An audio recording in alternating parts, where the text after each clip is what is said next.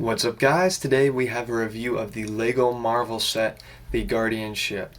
The set number is 76193. It has 1,901 pieces and comes with 6 minifigures. The retail price for the set is $160, and hopefully this video can help you decide if that price is worth it for you or not. Moving right along to the minifigures, we are going to start with the leader of the Guardians, Star-Lord himself, also known as Peter Quill. Now, he has a nice torso print, but there's no printing on his arms or legs, which is unfortunate. His legs, however, are dual molded, which kind of make up for that.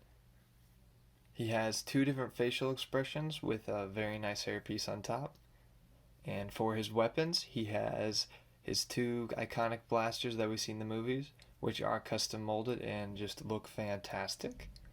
Overall, a very good figure.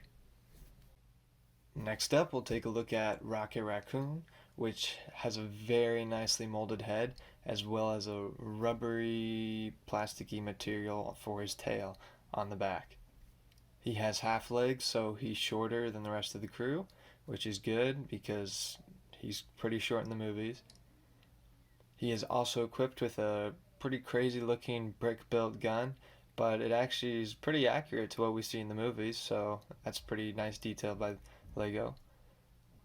Now, he's not probably a perfect figure, but he's pretty darn good for trying to make a raccoon into a minifigure. Our next minifigure up is Groot, who looks great. The printing is so good looking on his torso and legs. I only wish it was continued on his arms too. His head is also a very unique mold and fits him perfectly. Groot is definitely one of the better looking figures in this set for sure. The 4th minifigure in this set is Mantis, who also has a very nice and detailed torso print.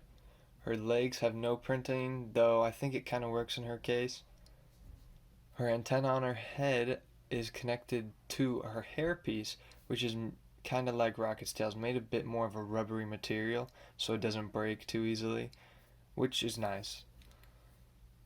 Under that hairpiece, there is a second facial expression. This is another great figure in the lineup.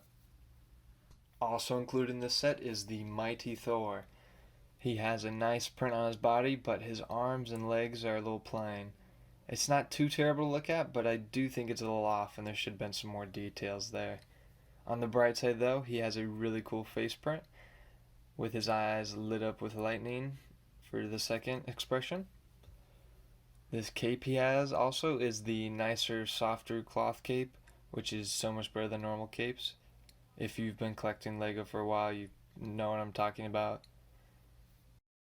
Finally, the last minifigure included is the Chitauri Soldier. The figure is fine, and it has some good printing on the head and body, and it also comes with a pretty cool looking blaster. And for what it is, it's a fine figure, but I believe that including another Guardian instead would have been a lot better. Looking at all the figures included, I can say that it's a good lineup of characters for sure. They fit this set well, although like I stated earlier, I do think the Chitauri Soldier could have been replaced with either a Drax or a Gamora figure. I wouldn't say that this holds the set back in any way, but it definitely would have been better with one of those inclusions instead. Beyond that nitpick though, I do believe that this is a solid group of minifigures that you're getting with the Benetar. Moving on to the build, which has a great price per piece ratio, which is always good to see. The set uses these pieces in just phenomenal ways, with the angles on the wings and then the wings at the edges flaring out. It just looks so great.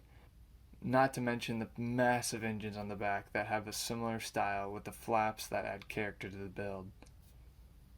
Personally, I've always thought this was one of the coolest ships in any space franchise ever, and I think LEGO captured its look perfectly.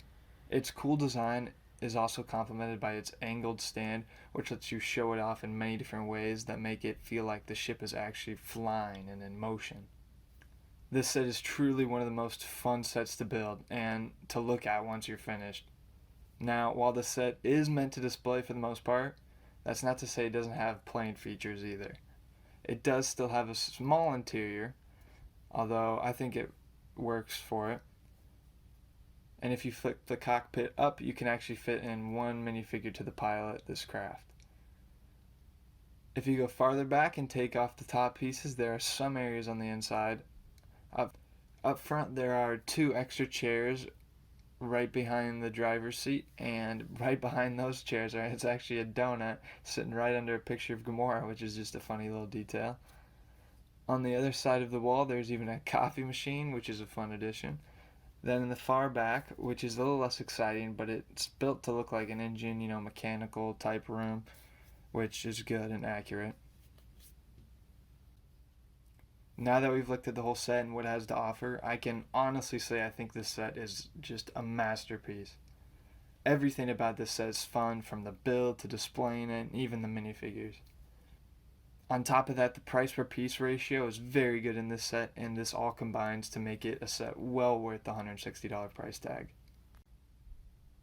I think this set is an absolute must have for any Guardians of the Galaxy fans, and really a lot of Marvel fans, and honestly just fans of Lego, because this set is so innovative and great looking. And with that, I just want to thank you guys for stopping by. I want to hear what you guys think about this set too, so why don't you let me know down below. And hopefully this review is able to help you kind of decide if you want it or not. And you definitely should want it. It's a great set.